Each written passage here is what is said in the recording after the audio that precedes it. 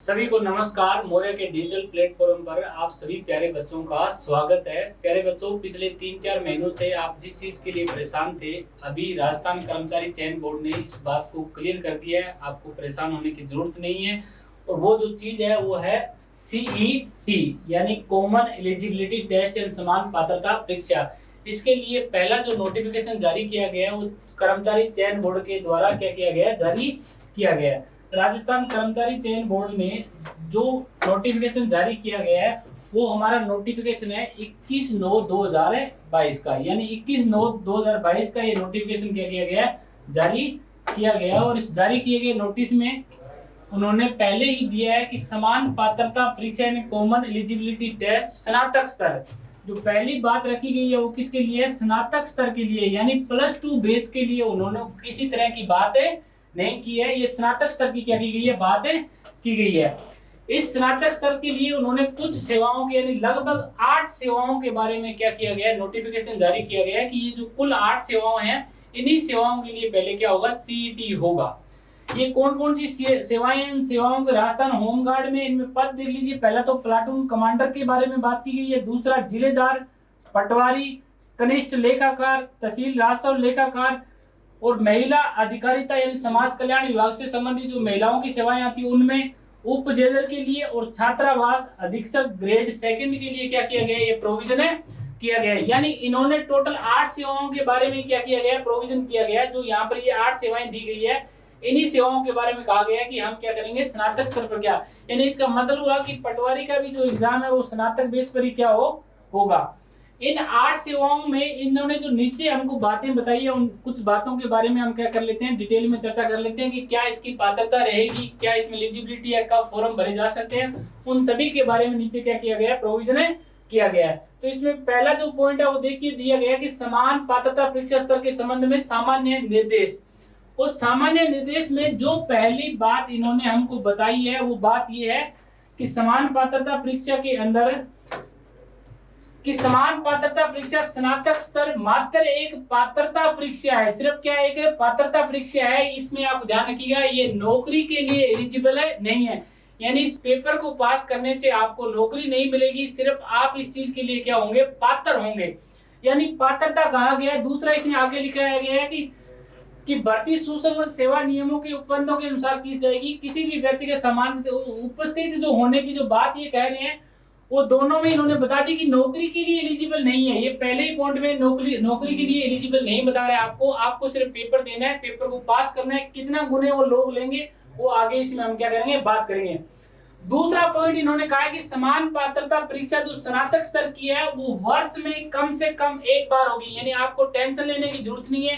पहली बार में अगर आप पेपर को पास नहीं कर पाते हो, आप दूसरे साल शामिल हो जाइएगा, यानी कम से कम एक बार आयोजित की जाएगी। इसका मतलब है कि साल में एक बार भी आयोजित कर सकते हैं और साल में 2 बार भी क्या कर सकते हैं, आयोजित कर सकते हैं। वो कर्मचारी चयन बोर्ड के ऊपर डिपेंड करता है कि वो कितने समय के लिए क्या करेगा, इसको पेपर को करवाएगा, 2 बार में करवाएगा, 1 बार में करवाएगा।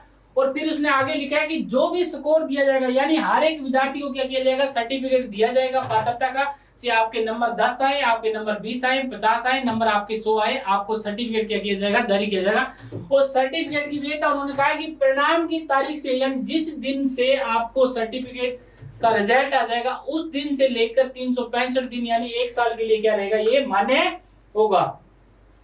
दूसरा इन्होंने कहा है कि जो परिणाम हम जारी करेंगे वो 1 साल के लिए क्या रहेगा, वैलिड रहेगा, यानी 1 साल के बाद में आपको दोबारा क्या देना होगा, ये एग्जाम देना होगा। चाहे आपके नंबर 100 आए चाहे 90 आए, उससे कोई फर्क नहीं पड़ता है। इसके बाद में तीसरा पॉइंट दिया गया कि बोर्ड द्वारा उन समस्त भर्तियों के अंक जो समान पात्रता परीक्षा में उपस्थित हुए प्रकाशित किए जाएंगे। यानी पहले ये होता था कि 15 गुना बच्चे ले लिए और उनके बाद में नंबर नहीं बताए कि ये 15 गुना बच्चे क्या हो गए, पास हो गया। अभी क्या होगा कि आपको एक मार्कशीट दी जाएगी जो वैलिड रहेगी, 1 साल के लिए एक सर्टिफिकेट प्रमाण जारी किया जाएगा, चाहे नंबर आपके कम हो चाहे ज्यादा हो। लास्ट नंबर 4 में देखिएगा कि समान पात्रता परीक्षा में उपस्थित होने के प्रयासों की संख्या के संबंध में कोई निर्बंधन नहीं होगा। अभ्यर्थियों के पास जो स्कोर सुधारने का भी क्या होगा, अवसर होगा।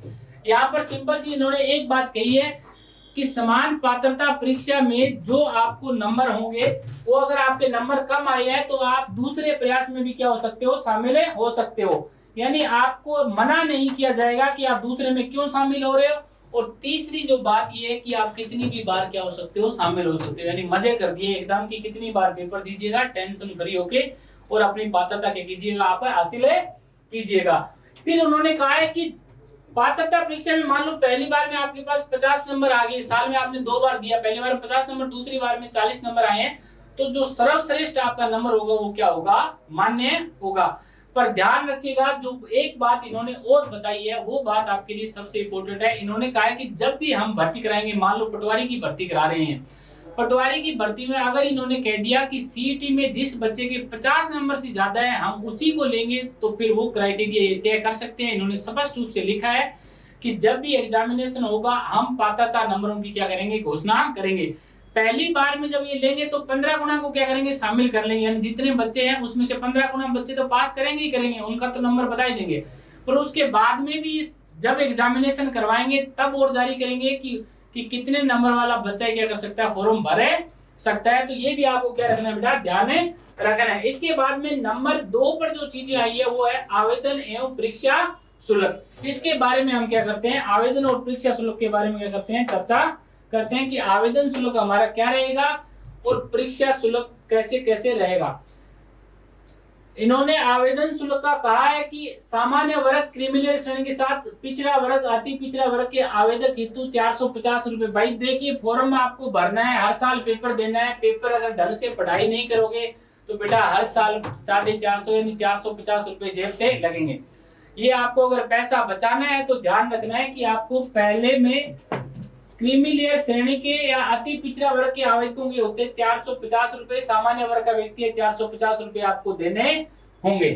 बाकी जो वर्ग है, जो राजस्थान के नॉन क्रीमिलियर श्रेणी की पिछड़ा वर्ग है, यानी क्रीमिलियर का मतलब है कि जो 8-10 लाख रुपए से ज्यादा जिनके माता पिता की इनकम है वो क्रीमिलियर में आते हैं, उससे कम वाले नॉन क्रीमिलियर में आते हैं। तो बाकी के लिए 350 रुपए रहेंगे, SC ST के लिए 250 रुपए का प्रावधान किया गया है। किसी परिवार की अगर इनकम 2.5 लाख रुपए से कम है तो उस बच्चों को 250 रुपए क्या करने होंगे, देने होंगे। उसको 100 रुपए में क्या मिलेगी, छूट मिलेगी। पर ध्यान रखिएगा बेटा, पहले फॉर्म में 250 रुपए 2,50,000 से हमारी कम आई है, ये भर मत देना, क्योंकि बाद में आपको सर्टिफिकेट इसके लिए जमा करवाना होगा। तो ये सोच कर रखना, अगर आपकी 2.5 लाख रुपए से कम इनकम है तभी आपको ये भरना है।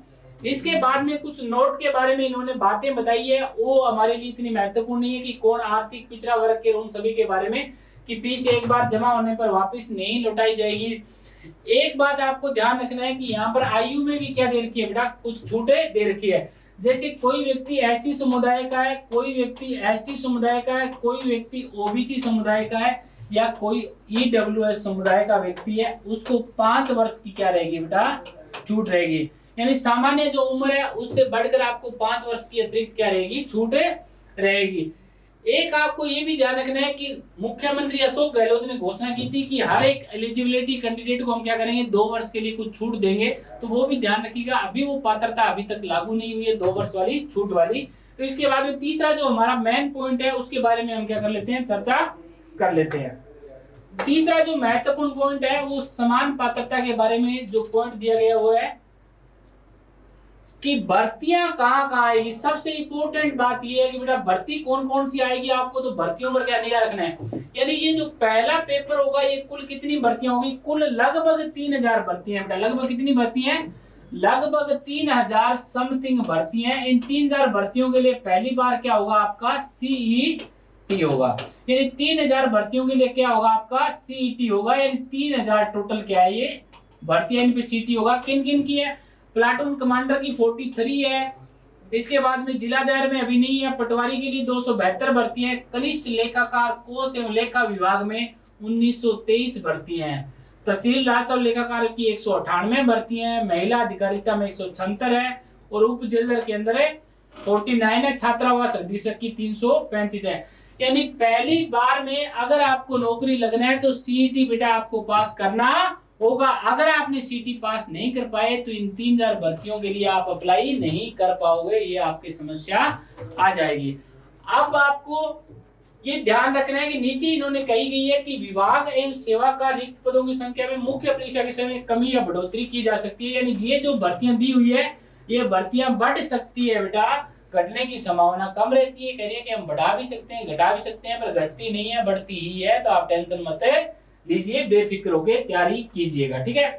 दूसरा कहा गया कि राजस्थान अधीनस्थ लिपिकीय वर्गीय समाज 2022 में शामिल से पदों समिति में कोई भी संशोधन मान्य है किया जाएगा। ये भर्ती ये कह रहे हैं कि हम बाद में भी कोई संशोधन इसके अंदर अगर करना चाहें तो कर सकते हैं, वो इनके अधिकार क्षेत्र में रहेगा। तो ये तो सामान्य बातें हैं बेटा, इसके अंदर आपको कोई ज्यादा टेंशन लेने की जरूरत है नहीं है। बस आप तो भर्तियां देख लो, बस तैयारी में जुट जाओ, भर्ती देख लो कौन कौन सी भर्ती आ रही है। बस पहले इन भर्तियों में अगर आपको शामिल होना है तो सीईटी क्या करना पड़ेगा आपको बेटा, पास करना होगा। ये पात्रता एवं शैक्षणिक योग्यता दे रखी है, इन्होंने दे रखा है कि महिला अधिकारिता में 18 से 40 वर्ष तक हो सकते हो। भारत में विधि द्वारा स्थापित किसी विद्यालय से आपका क्या होना चाहिए, स्नातक होना चाहिए।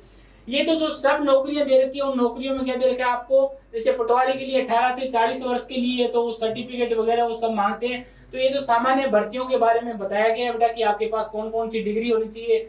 जैसे जिलाधार में 18 से 40 वर्ष होनी चाहिए आपकी।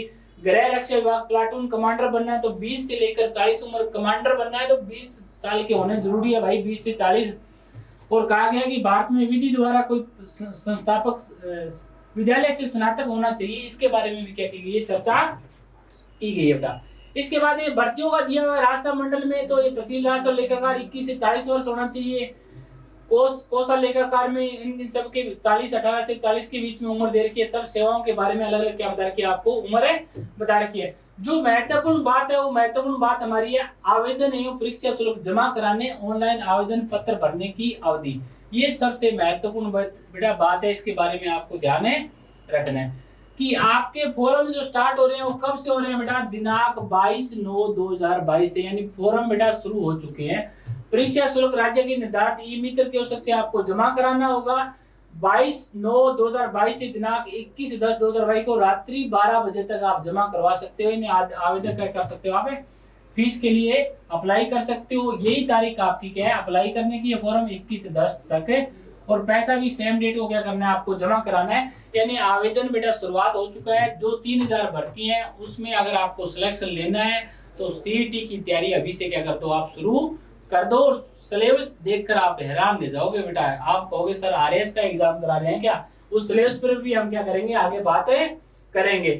पर अगर आप में जज्बा है तो आप इसको क्या कर सकते हो, जज्बा अगर आपके अंदर है तो आप इसमें क्या कर सकते हो बेटा, इसको आप कवर कर सकते हो। आपको टेंशन लेने की जरूरत नहीं है। थोड़ा सा ये ध्यान रखिएगा बेटा कि ये जो एग्जाम है ये पास करना क्या है आपके लिए जरूरी है। अगर आप पास कर दोगे तो फिर आपको किसी तरह की कोई दिक्कत आएगी नहीं। बस फॉर्म भर दीजिए आप तो जल्दी से, क्योंकि लास्ट तारीख है 21/10 यानी दीपावली से पहले फॉर्म भरे जाएंगे। परीक्षा का आयोजन ये आपको ध्यान रखना है कि परीक्षा का जो आयोजन है वो कब से होगा। कह रहे हैं समान पात्रता परीक्षा स्नातक स्तर की परीक्षा बोर्ड द्वारा दिनांक 6/1, बोर्ड द्वारा 6/1 से लेकर, इन्होंने पहले ही बता दिया कि बेटा आपका एग्जाम कब कब किया जाएगा। यानी जनवरी के 6 तारीख से लेकर 9/1/2023 तक है। यानी बेटा आपके पास महीने हैं 3 से लेकर 4 तक, यानी 3 माह है आपके पास। सिंपल सी बात है कि 3 महीने का आपके पास समय बचा है। एक दिन पेपर नहीं होगा, 6, 7, 8, 9, 3-4 दिन पेपर होगा। और फिर उन्होंने कहा है कि नॉर्मलाइजेशन किया जाएगा। ध्यान में रख लेना, इन्होंने पहले ही कह दिया है कि इसके लिए नॉर्मलाइजेशन होगा, क्योंकि पेपर 3-4 डेट को अलग अलग डेट को हो रहा है तो नॉर्मलाइजेशन की प्रक्रिया अपनाई जाएगी। तो ये आपको ध्यान रखना है। फॉर्म भर दीजिए बेटा जल्दी से, फॉर्म के अंदर मत चूक जाना। फॉर्म से अगर चूक गए तो मामला गड़बड़े हो जाएगा। इसके बाद में नेक्स्ट 8 नंबर पॉइंट से लेकर आगे हमारे 9 नंबर पॉइंट में देख लेते हैं कि समान पात्रता परीक्षा की स्कीम एवं पाठ्यक्रम। भाई स्कीम दे रखा है बेटा कि स्कीम में भारतीय राष्ट्रीय आंदोलन पे विशेष बल के साथ राजस्थान और भारत का इतिहास, राजस्थान का इतिहास। देखिए बेटा कुछ छोटा तो नहीं है, ठीक है ना। भारतीय राष्ट्रीय आंदोलन भाई राजस्थान का साथ में पढ़ना है, भारत का इतिहास पढ़ना है, राजस्थान का इतिहास पढ़ना है, कला संस्कृति पढ़नी है, भारत का भूगोल पढ़ना है, राजस्थान का भूगोल पढ़ना है, राजस्थान के विशेष बल के साथ भारतीय राज्य व्यवस्था इन इंडियन पॉलिटी पढ़नी है, भारत की अर्थव्यवस्था पढ़नी है, राजस्थान की अर्थव्यवस्था, विज्ञान पढ़नी है, कंप्यूटर, सामान्य अंग्रेजी, सामान्य हिंदी, मैथ और रीजनिंग, तार्किक विवेचन है, मानसिक योग्यता यानी मैथ और रीजनिंग दोनों है, और साथ में दे दिया बेटा करंट। ध्यान रखिएगा कि आरएस प्री का जो पहला पेपर होता है बेटा उसमें सामान्य हिंदी से संबंधित कोई ज्यादा चीजें नहीं होती है, ना वहां पर आपको अंग्रेजी पूछी जाती है। यानी आरएस से भी ज्यादा सिलेबस दिया है, 3 महीने का आपको समय मिला है। कहोगे सर तैयारी कैसे करें, तो तैयारी करने का एक ही तरीका है बेटा, मौर्य डिजिटल क्लासेस से जयपुर में जगतपुरा में संस्थान है, आप आके जुड़िएगा। ऑनलाइन आपको सुविधा मिलेगी, ऑफलाइन आपको सुविधा मिलेगी, आपको किसी तरह से घबराने की आवश्यकता नहीं है। मौर्य आपको गारंटी देगा सीईटी में सिलेक्शन की। पर आइए ऑफिस में इंक्वायरी दीजिएगा। नंबर आपको जो नीचे फ्रेम के ऊपर नंबर चल रहा है उस पे आप 24 आवर्स कभी भी कांटेक्ट कर सकते हो। आपको हर समस्या क्या किया जाएगा, समाधान किया जाएगा। आपको जयपुर अगर आप आना चाह रहे हो तो रहने की, खाने की, सब तरह की व्यवस्था आपको करा के दी जाएगी। बस आप मौर्य के कांटेक्ट नंबर पर कांटेक्ट कीजिए और टेंशन फ्री हो जाइए। पाठ्यक्रम के बारे में हम नीचे बात देख लेते हैं बेटा कि क्या क्या पाठ्यक्रम दिया गया है। उसमें प्रश्नों की संख्या भी इन्होंने बता दी है कि 150 प्रश्न होंगे, कुल 300 नंबर का होगा बेटा, और 3 घंटे का क्या मिलेगा आपको टाइम मिलेगा। यानी आपके 150 प्रश्न होंगे, कुल अंक 300 होंगे और समय कितना मिलेगा बेटा आपको 3 घंटे का मिलेगा। पर सिलेबस देख लीजिए बेटा, सिलेबस बहुत डिटेल में दिया हुआ है। कौन कौन से टॉपिक आएंगे उस पर हम चर्चा कर लेते हैं। क्या क्या नीचे दे रखा है, एक एक करके पॉइंट के ऊपर क्या करेंगे, चर्चा करेंगे। देखिए बेटा, सामान्य जो सिलेबस दे रखा है वो पहला दे रखा है भारतीय राष्ट्रीय आंदोलन के साथ भारतीय इतिहास की महत्वपूर्ण घटनाएं 19वीं 20वीं शताब्दी के बारे में बात की गई है। सामाजिक धार्मिक सुधार आंदोलन के बारे में। फिर राजस्थान का इतिहास दे रखा है, साहित्य परंपरा और विरासत, तो कंप्लीट राजस्थान का इतिहास आ गया है इसके अंदर। भारत का भूगोल दे रखा है, तो प्रमुख नदियां, झीलें, सागर, वन्य जीवों के बारे में बात की गई है। गेहूं, चावल, कपास, गन्ना, इनके बारे में प्रमुख उद्योग है। यानी इंडिया का आपको ज्योग्राफी पढ़ना पड़ेगा। राजस्थान के भूगोल के बारे में कंप्लीट राजस्थान भूगोल है, कुछ भी नहीं छोड़ा बेटा। मिट्टी है, रबी की, खरीफ की फसलें हैं, यानी मेंशन तो कर रखा है इन्होंने डिटेल के अंदर सिलेबस, तो वो सब आपको पढ़ना पड़ेगा। पर लगभग सब चीजें क्या की गई इसमें शामिल है की गई। राष्ट्रीय राजमार्ग, रेल, वायुयान, सब तक क्या कर दिया गया, शामिल है कर दिया गया। तो सिलेबस का डिटेल है बेटा, काफी डिटेल है। भारतीय राजनीतिक व्यवस्था पढ़नी है, कंप्लीट भारतीय राज्य व्यवस्था दे दी है। साथ में इंडिया का, राजस्थान का पॉलिटी भी आपको पढ़ना पड़ेगा। यानी सिलेबस आरएस प्री से ज्यादा है बेटा, कवर करना पड़ेगा आपको। 3 महीने का टाइम है, अभी से शुरू कर दीजिएगा। अगर समय बर्बाद करोगे तो आपके लिए मुश्किल हो सकती है। पर अभी ध्यान रखिएगा, स्नातक बेस पर है ये, +2 बेस के लिए अलग से सीईटी होगा। जो बच्चों ने +2 कर रखी है वो भी तैयारी के लग जाइए, क्योंकि सीईटी उनका भी होने की संभावना है। भारत की अर्थव्यवस्था, बजट निर्माण, बैंकिंग, लोक वित्त, सब्सिडी, ई कॉमर्स, अर्थव्यवस्था, यानी पूरा इंडियन इकोनॉमी का पार्ट दे रखा है। 5 वर्षीय योजना सब। राजस्थान की अर्थव्यवस्था दे रखी है बेटा, राजस्थान में गरीबी, बेरोजगारी के बारे में क्या करनी है आपको, चर्चा करनी है। इसके बाद में लास्ट में विज्ञान और प्रौद्योगिकी के बारे में, यानी सामान्य विज्ञान आपको करना है।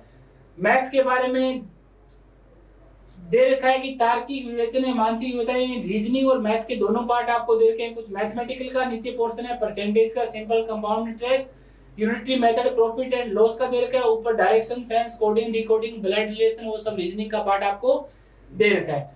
ध्यान रखिए भाई, लैंग्वेज का नॉलेज भी आपको होना चाहिए। सामान्य हिंदी की बात की गई है, संधि, विशेष, संज्ञा, सर्वनाम के बारे में चर्चा की गई है।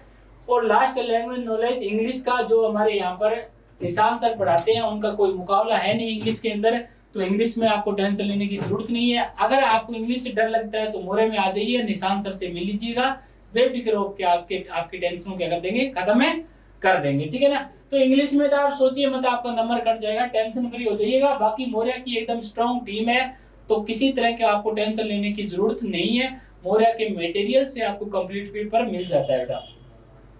लास्ट में कंप्यूटर विज्ञान के बारे में बात की गई है कि कंप्यूटर का आपको सामान्य नॉलेज होना चाहिए। समसामयिक घटनाओं के बारे में, भारतीय अंतरराष्ट्रीय महत्व की घटनाएं, खेल कूद से चर्चित व्यक्ति है तो उनके बारे में क्या करनी है, आपको बातें करनी है। ये जो सामान्य, बाकी इन्होंने कहा कि बोर्ड की वेबसाइट पर कुछ चीजें होगी, तो वो सब हरि प्रसाद शर्मा जी, इनकी सिग्नेचर आप देख लीजिएगा। लास्ट में उन्होंने शर्मा जी ने सिग्नेचर अपने करके भेज दी। इसका मतलब कि नोटिफिकेशन एकदम ऑथेंटिक है। तो ये जो सब बातें थी हमारी सीईटी के बारे में बातें थी। अगर आपको इसके बारे में और कोई क्वेरी चाहिए तो आप नीचे जब भी आपको ये वीडियो को एंड में आप जाइएगा, वहां पर कमेंट बॉक्स के अंदर आप लिख दीजिएगा। नीचे नंबर दे रखे हैं, उन पे आप संपर्क कर लीजिएगा। आपको घबराना नहीं है, आपको डरना नहीं है बिल्कुल भी।